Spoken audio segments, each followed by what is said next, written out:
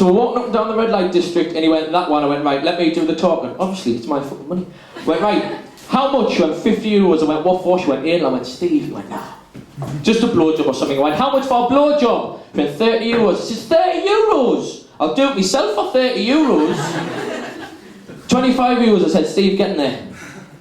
10 minutes later, he comes walking down the street with his head down and his hands in his pockets. Now, in my personal opinion, that doesn't look like someone who's just been sucked off. I said, Steve, what's the matter? He went, oh, I don't want to talk about it. I went, never mind, you don't want to talk about it. It was my money. He says, well, get us a drink. So he sits down.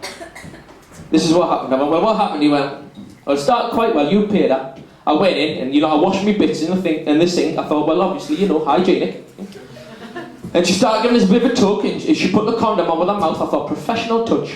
And then it's going quite well. And I went, all right, brilliant.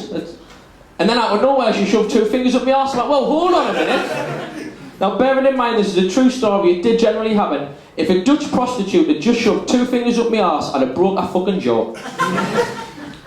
But that wasn't the worst bit.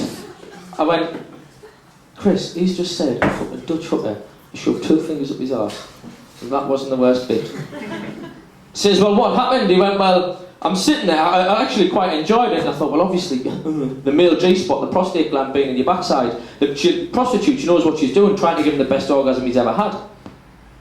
Well, at this point, lads, you'll know. Do you know when your legs start shaking? Yeah.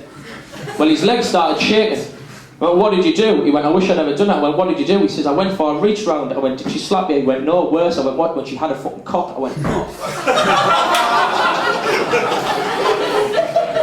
I went, you're telling me I've just paid a bloke to suck you off? His God's honest reaction, he done this, he went, aye, and I let her finish, but didn't tell her lads.